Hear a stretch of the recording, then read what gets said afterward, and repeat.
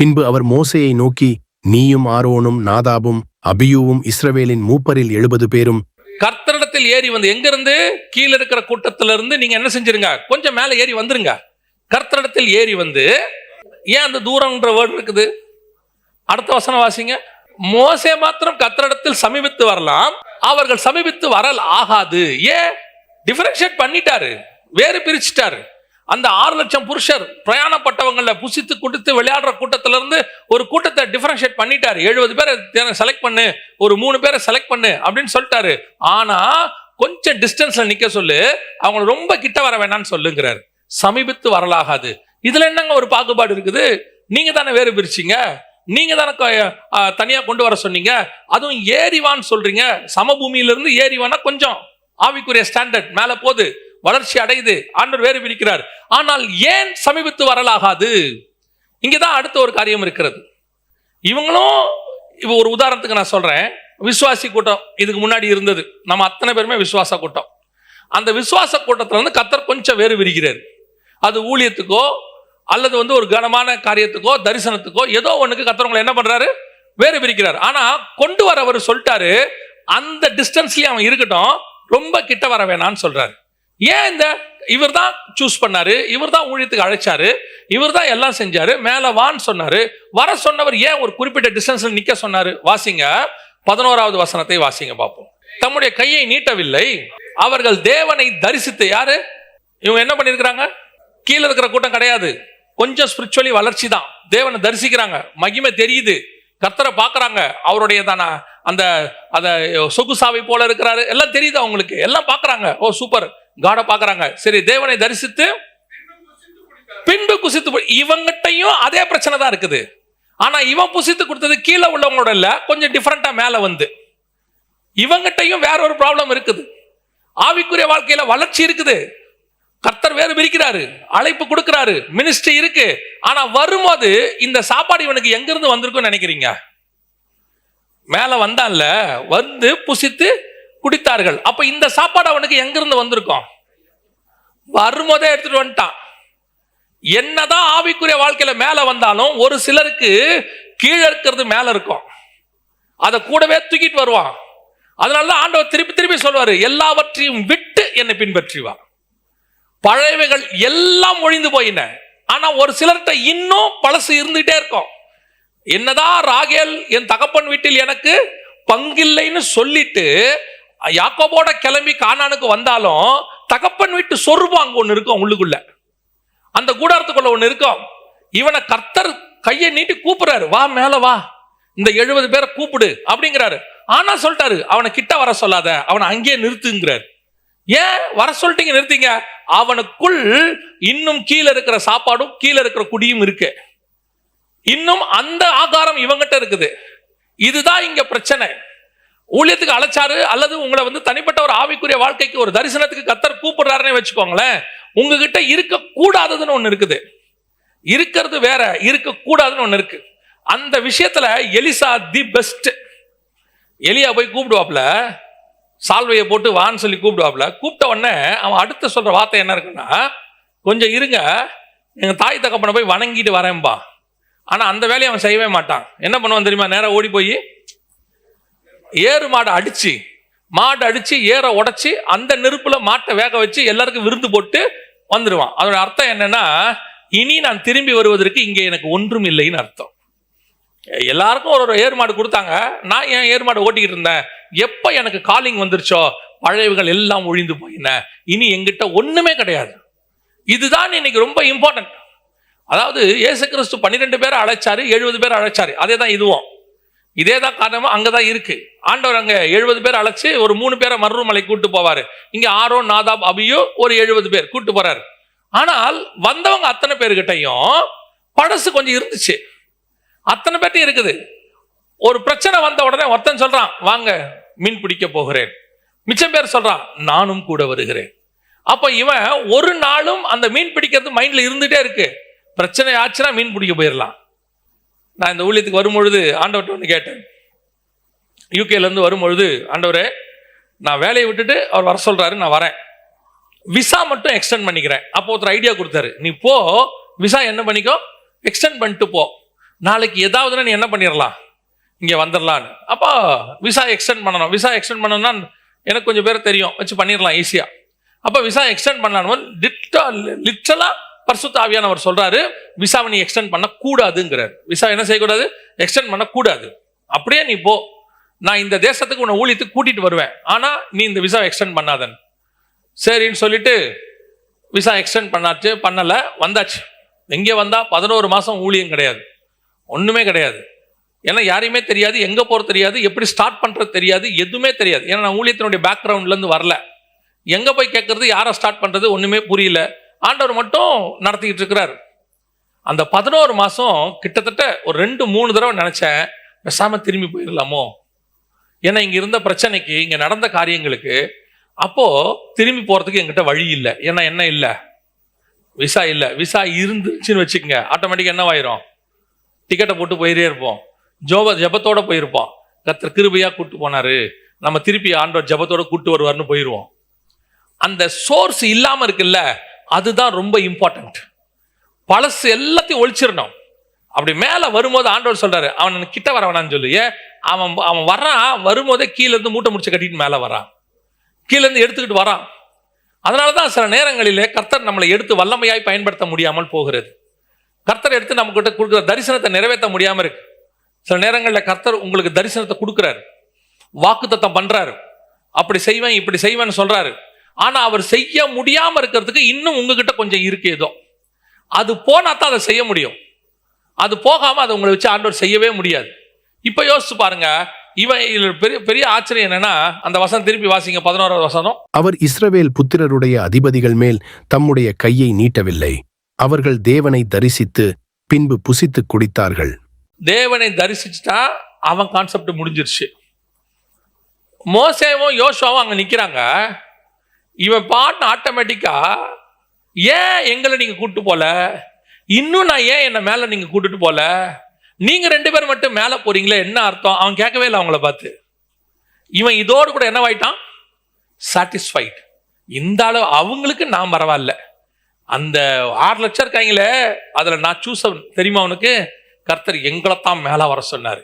இந்த ஒரு சாட்சியை வச்சுக்கிட்டே அவன் 40 வருஷம் ஓட்டிடுவான். தெரியுமா உங்களுக்கு? இந்த ஒரு சாட்சியை வச்சுட்டு அவன் என்ன பண்ணிடுவான், 40 வருஷம் ஓட்டிடுவான். யார் தெரியுமில்ல, நாங்கெல்லாம் 6 லட்சத்துல கண்டெடுக்கப்பட்டவங்க. கர்த்தர் எங்களை தான் மேல வர சொன்னாரு. மேல போய் என்னடா பண்ண, ஆண்டவரை தரிசிச்சோம். அப்புறம் என்னாச்சு, கீழே வந்துட்டோம். அவ்வளவுதான். இவன் லைஃபோடைய மொத்த சாட்சியுமே இவ்வளவுதான். இதை ஒன்ன வச்சுக்கிட்டே 40 வருஷம் ஓட்டிடுவான். ஆனா இவன் கானானுக்கு போக மாட்டான். அதான் பிரச்சனை. அழியிற கூட்டத்துல இவனும் இருப்பான். ஒரு நாள் இவன் அந்நிய அக்கினியா கொண்டாந்துருவான், நாதாப் அபியூவா மாறிடுவான். அந்நிய அக்கினி உள்ள வந்துடும். ஆரோன் ஒரு நாள் மரிச்சு போவார். இந்த கூட்டம் கானானுக்கு போகாது. காரணம், they are satisfied.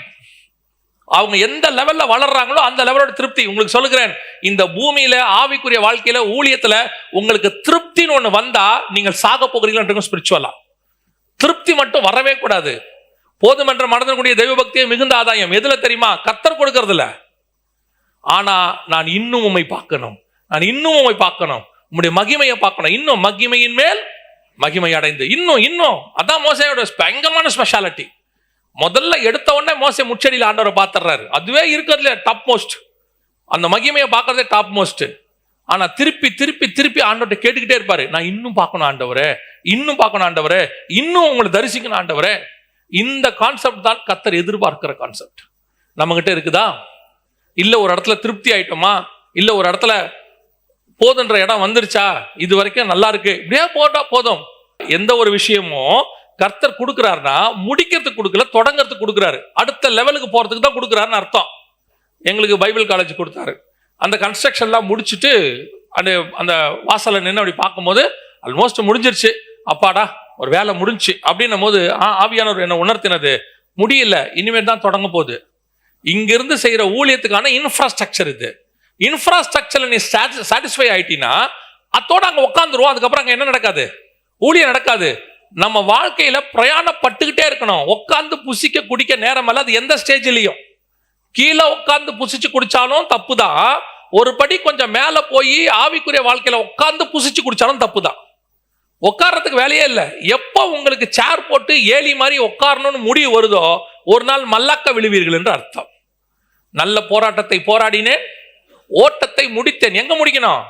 ஹெவன்ல முடிக்கணும், இங்க உட்காரக்கூடாது சாட்டிஸ்ஃபை ஆகி. அப்போ பரவாயில்ல, ஒரு 50 வயசு 60 வயசுக்கு ஓடிட்டோம், கொஞ்சம் எல்லாம் ரெடி ஆயிருச்சு, ஒரு சர்ச்சுக்கு கட்டியாச்சு, பசங்களுக்கு கல்யாணம் பண்ணியாச்சு, பேர பிள்ளைகளை பார்த்தாச்சு, இனி கர்த்தர் கூப்பிடும்போது போக வேண்டியதான். சோதரம் சோதரம் சோதரம்னு காலங்காத்தால ஈஸி சேர்ல உட்கார்ற வேலை நமக்கு இல்லவே இல்லை.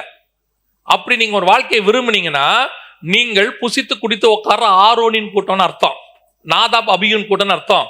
எங்களுடைய வேலை இன்னும் பிரயாணப்பட்டு மேலே போகிறோம். வாசிங்க யாத்ராகமத்தின் புஸ்தகம் 24ஆம் அதிகாரம் 13-14 வாசிங்கள். அப்பொழுது மோசே தன் ஊழியக்காரனாகிய யோசுவாவோடே எழுந்து போனான்.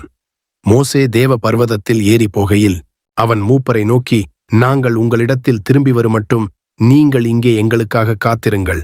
ஆரோனும் ஊரும் உங்களிடத்தில் இருக்கிறார்கள். ஒருவனுக்கு யாதொரு காரியம் உண்டானால் அவன் அவர்களிடத்தில் போகலாம் என்றான். இவங்க இன்னும் மேல போறேன்றாங்க, நாங்க இன்னும் கொஞ்சம் எங்க போறோம், மலைக்கு போறோம், உச்சிக்கு போறோம்ன்றாங்க. ஒருத்தனாவது நானும் வரேன்னு கேட்டானா?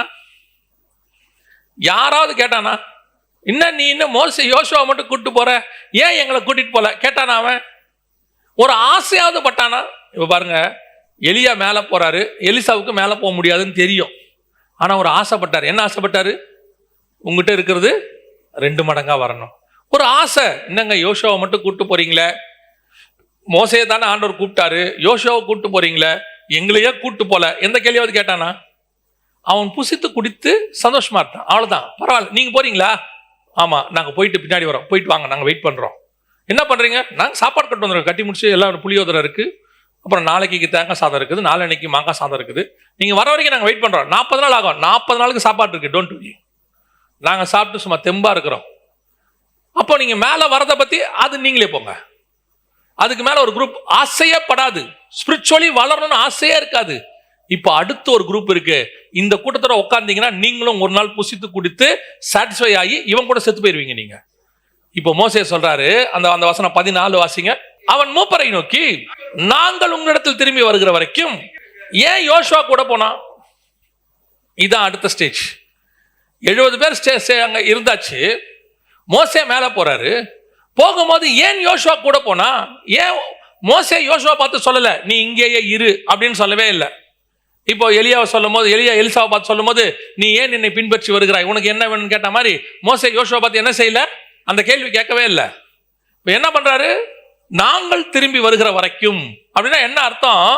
நாங்க 2 பேரும் போறோங்கிறது கன்ஃபார்ம் ஆயிருச்சு. யாரு கன்ஃபார்ம் ஆயிருச்சு?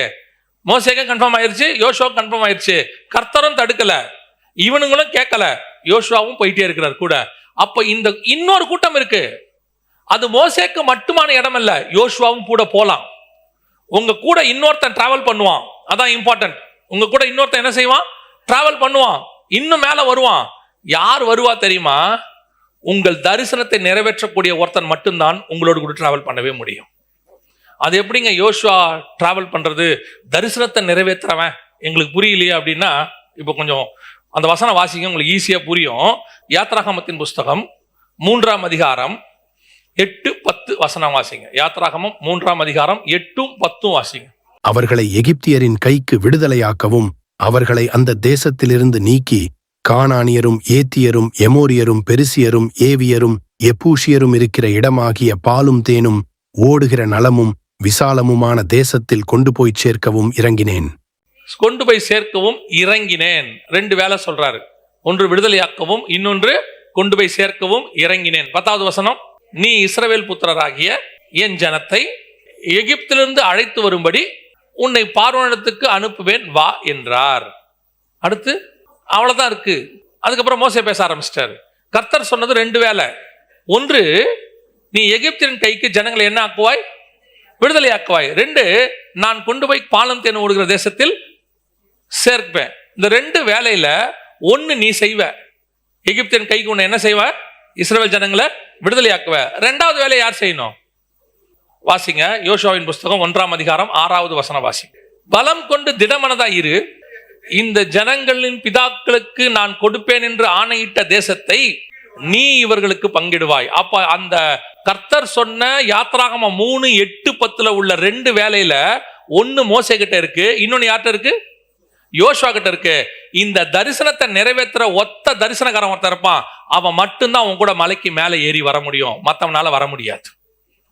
ஒரே தரிசனத்தில் 2 பகுதி, ஒரு அழைப்பினுடைய 2 பகுதி. இப்போ யோசித்து பாருங்க, நான் இப்போ சொல்ற எல்லாத்துலயுமே 2 இருக்கும். உங்களால முடிஞ்சா கொஞ்சம் அதை யோசித்து பாருங்க. ஒன்று, ஃபர்ஸ்ட் எலியா எலிசா. எலியாவுடைய வேலை என்ன? வானத்திலிருந்து அக்கினி இறக்கி இஸ்ரவேல்ல சுத்திகரிச்சு எல்லாம் பண்ணணும். அடுத்து எலிசா போய் ஆகாபையும் இவனை ஆசகேலையும் அபிஷேகம் பண்ணி ராஜாக்கள் ஆசாரிகளை உருவாக்கணும். இவங்க 2 பேரும் சேர்ந்தது ஒரு மினிஸ்ட்ரி. இப்போ யோவாசானகன் இயேசுக்கு வழி ஆயத்தம் பண்ணணும். யோர்தான் வரைக்கும் வேலை பார்க்கணும்.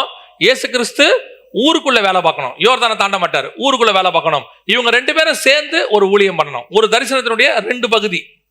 நான் சொல்றது உங்களுக்கு புரியுதா? இந்த மாதிரி ஒரு தரிசனத்தினுடைய 2 பகுதி நிறைய பேருக்கு இருக்கும். 2 பேர் சேர்ந்து செய்வாங்க ஒரு வேலையை, 2 பேர் சேர்ந்து செய்வாங்க. இதே தான் மோசே விடுதலை ஆக்குவாரு, யோசுவா கொண்டு போய் சேர்ப்பாரு. நல்லா கவனிங்க, தாவீது ஒரு வேலை செய்வாரு, முடிக்கிற வேலையை சாலமோன் செய்வார். புரியுதா? யோவாபும் தாவீதும் சேர்ந்து ஒரு வேலை செய்வாங்க. யோவாபு போய் நீர்நிலைகள் உள்ள பட்டணத்தை பிடிப்பான், தாவீது போய் உள்ளுக்குள்ள இருக்கிற பட்டணத்தை பிடிப்பான். 2 பேரும் சேர்ந்து ஒரு ஊரை பிடிப்பாங்க. 2 பேரும், அதாவது ஒரு தரிசனத்தை சேர்ந்த 2 பேர், 2 பேரும் சேர்ந்து தான் அந்த தரிசனத்தை நிறைவேற்ற முடியும். அந்த தரிசனம் உடைய ஆள் மட்டும்தான் உன் கூட உச்சிக்கு வர முடியும். இன்னொருத்தனால கூட வரவே முடியாது. அவன் வேற தரிசனம் உள்ளவன், அவன் பாதியில உட்காந்துருவான், சாப்பிட்டுருவான், எல்லாம் முடிச்சிருவான். ஆனா உங்க கூட யார் கடைசி வரைக்கும் உச்சி வரைக்கும் பிரயாணப்படுவான் தெரியுமா? உன் தரிசனத்தோடு கூட அவன் தரிசனம் பிக்ஸ் ஆயிருக்கும். 2 பேருக்கு ஒன்னா இருக்காது. இவனும் விடுதலையாக்குவான், அவனும் அந்த கான்செப்டே கிடையாது. விடுதலையாக்குற வேலையில யோசுவாவே கிடையாது. யோசுவாவையே யார் தான் விடுதலையாக்குனது? மோசே தான். ஆனா கொண்டு வந்த ஜனங்களை கொண்டு போய் சேர்க்கிற வேலை யோசுவா கிட்ட இருக்கு. இது வேறு, அது வேறு. ஆனா 2 சேர்ந்தது ஒரு வேலை. நான் சொல்றது உங்களுக்கு புரியும் நினைக்கிறேன். ஒரு காயின்ல இந்த பக்கம் பார்த்தா நம்பர் இருக்கும், 1 2 5 இருக்கும். இந்த பக்கம் பார்த்தா தலை இருக்கும், ஹெட். இதுக்கு அதுக்கும் சம்பந்தம் இல்லை. ஆனா 2 சேர்ந்ததான் ஒரு காயின். எது ஒண்ணு இல்லைனாலும் வேல்யூ கிடையாது. அதே மாதிரி தான் உனக்கு ஒரு கர்த்தர் அழைப்பு வச்சிருக்கிறார்.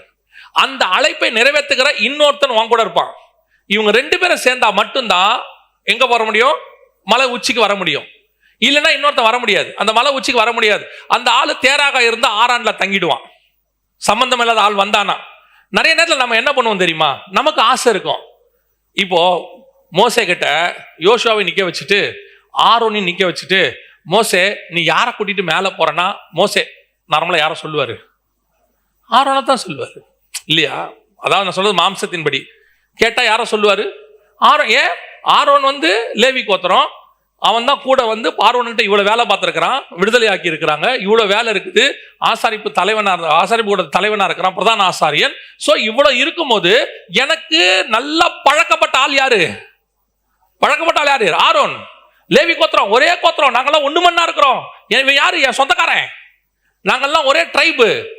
இவனை தான் சூஸ் பண்ணணும். ஆனா கர்த்தர் யாரை கொடுக்கிறாரு? யோசுவா யாரு? எப்புனையன் குமாரன், எப்ராயிம் கோத்திரம். யாரு? எகிப்துல இருந்து வந்தவன்.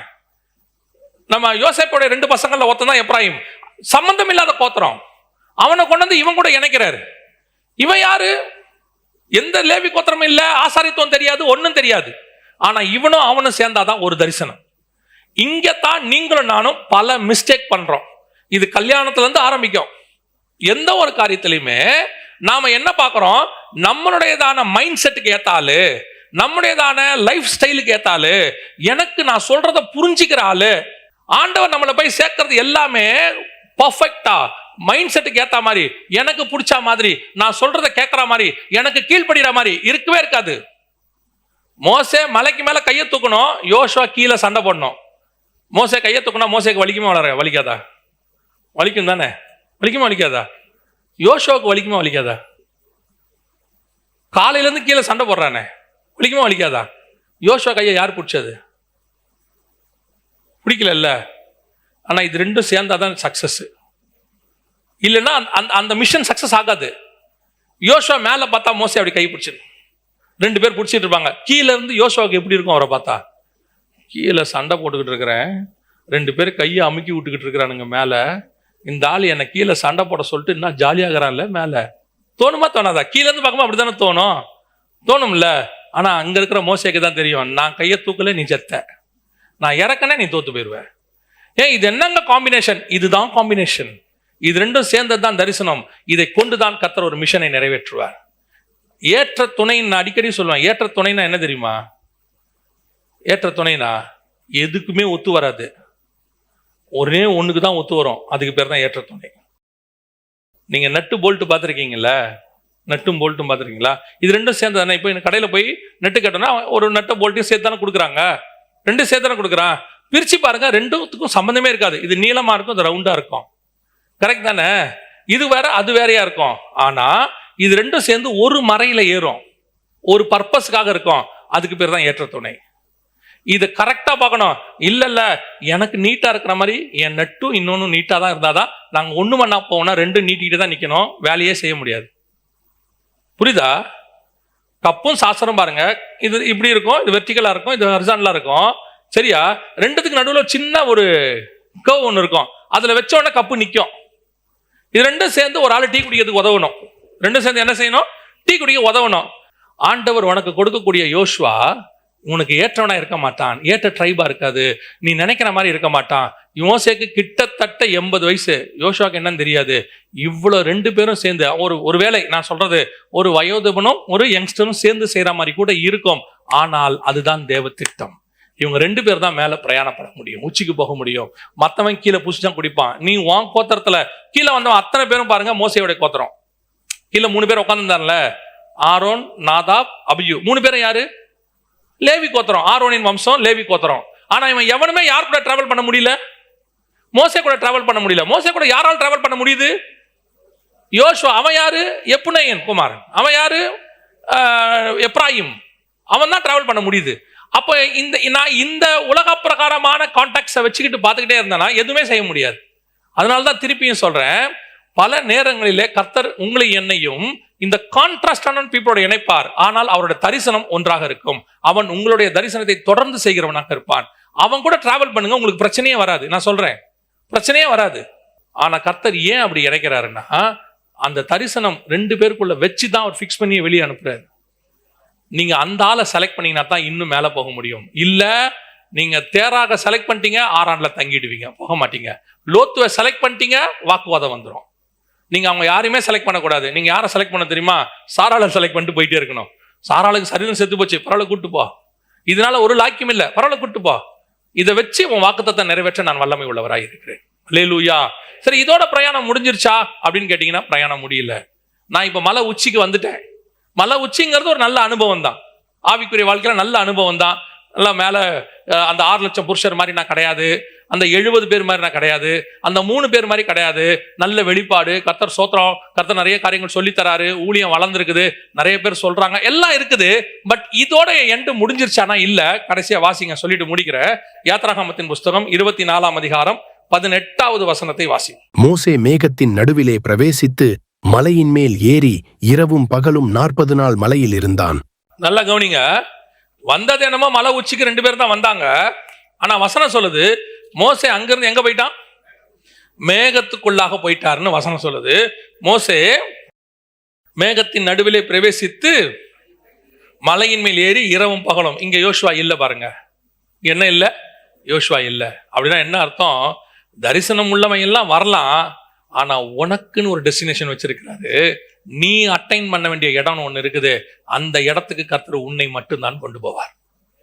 அது உனக்குன்னு பிக்ஸ் பண்ணது. அந்த மாதிரி இதான ஒரு இடம் ஒவ்வொருத்தரும் கர்த்தர் வச்சிருக்கிறாரு. Each and everybody. ஒரு மலையில பல பக்கம் யார் வேணாலும் ஏறலாம், அத்தனை பேர் மேகத்துக்குள்ள போலாம். ஆனா போகிறது அங்கதான் இருக்கு. நாம அந்த மேகத்துக்குள்ள போகிற இடத்துக்கு வந்திருக்கிறோமாங்கிறதான் கேள்வி.